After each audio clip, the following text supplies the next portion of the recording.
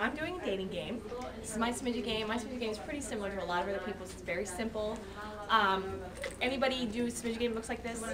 Smidgets, keychains, stuff like that? Okay. What? Okay, I can be loud. Okay. Basically, I come with the mix and store picture. I have smidgets, I have keychains, I put little slips of paper in there. It's a 50-50 game. Half of my smidgets say dating a party, and the other half say you get a gadget, you get auction money. I do my smidget game before my auction. To me, I feel like you're still grabbing everybody's attention. Some people just come to do the auction. They're really not thinking about dating a party. I just feel like you could be convincing somebody at that point, so I do it before my auction. I demo rock and serves for smarts and modulates, like mostly all you do, and I have a little pile of stuff over here, including a fridge smart, a rock and serve, and a modulate, always, because you're selling them, so you're going to give away one of them free. Sometimes I have multiple of those items there, depending on how big the party's going to be. And then I have pretty bowls and all the other stuff in there. I put that out at the beginning of the party so they're staring at it the whole time, wondering what the heck it is. Some of them already kind of know, oh my god, I'm just going to play the game. But I have it out so they can see it and they wonder what it is. So, this is what I say. Play one more game. This is my 50-50 game. When everybody take a container out of or take a smidget out of the container and hold on to it, but do not open it.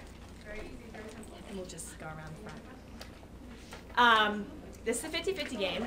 My strategy to my 50 game is I tie in my hostess, and I'll tell you why. Prior to the party, I always tell the hostess you need to get at least 2 datings to qualify for all your hostess benefits, even if she doesn't. However, sometimes, some of the hostess benefits they do need 2 datings because they need the double hostess credits or whatever, but sometimes the months don't always require that, but you always want her thinking that she does. So, pass the container around so they don't open it. Half my containers say 10% off your order, pick a gadget, pick again, $500 auction money, $400 auction money, and you can play as many times as you want. The other half say, if you date a party with me tonight, you can take 2, sometimes 3 items home from my little pile over here. And at that point they're going, oh. And then I say, it's very easy to have a Tupperware party with me, and then I reference the host, and I say, Allison, wasn't it very easy to have a party with me? And she's always going to say yes. Very rarely do they go, oh my god, no. I say I mail out all the invitations. All you have to do is send me a guest list. Very fun to have a party. So easy. I do everything for you. I mail all your invitations. All you have to do is invite a few friends over and send me your guest list. And then I reference the host. She's always going to help me out. And normally the hostess will yell, oh my god, it was so easy. Just email the guest list. And at that point, and I say, the hostess needs 2 datings tonight. The hostess needs 2 datings tonight for her to qualify for all her hostess benefits. All the people there are her friends, family, sister-in-laws, whatever, neighbors. They want to help their friend out. So you want them thinking, and they might say, oh, well, I guess I could have a party. They're thinking about it. They may not be totally convinced, but at that point, when they're seeing the free stuff and they're seeing the fridge smart that they want or the rock and serve that they want, you might reel them in. Then I say the first person opens a container and gets the host the party. They'll get to pick first. They can play as many times as they want. I have people opening and opening and opening to get all the auction money, get this, get that, and then they get the party, and then they want to have the party. Then I have people already open, they already know they're going to have a party. They open it, and they're going to open but I let them pick from that pile after we do the auction. But they're excited, they want to do it, and the host is excited, and I make a joke. I'm like, but if you don't want to play the game, I don't want people to feel like I'm roping them in and I'm pressuring them. I don't want to say, if you absolutely do not want to have a Tupperware party, you don't ever want to see my face again, don't open it. But I do say, if you do open the smidget, you do have to play the game and you do have to do what it says.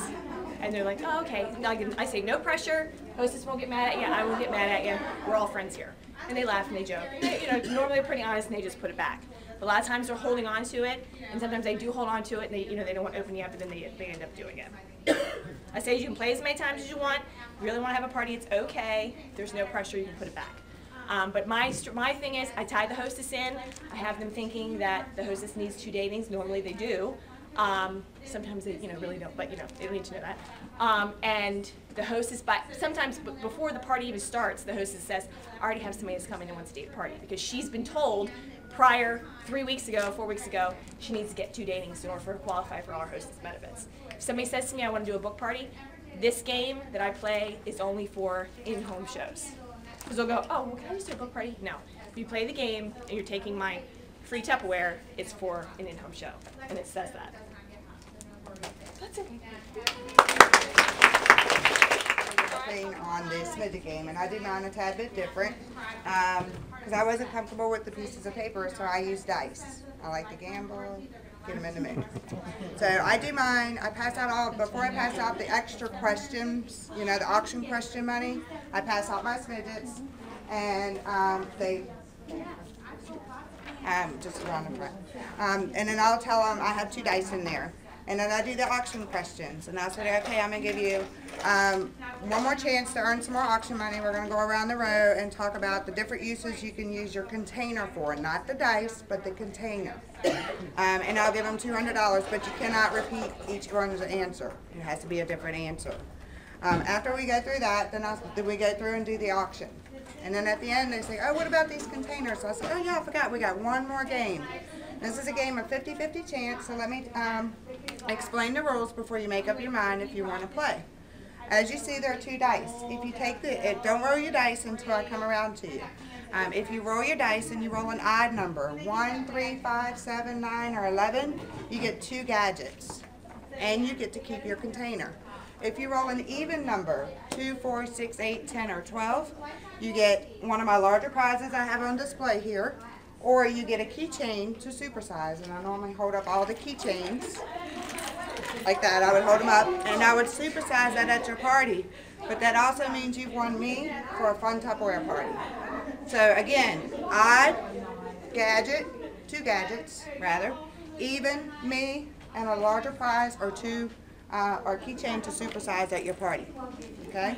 Now, if you want to take a chance and I come around to you, roll your dice. Okay? But I have to see you roll your dice. Okay? And then if you roll the dice, you want to take a chance right here real quick, Allison? Come on, 7. She got a 10. Woo! Great! Prize over here of your larger prizes or a keychain to supersize. And Take the keychain. you want the keychain, all right?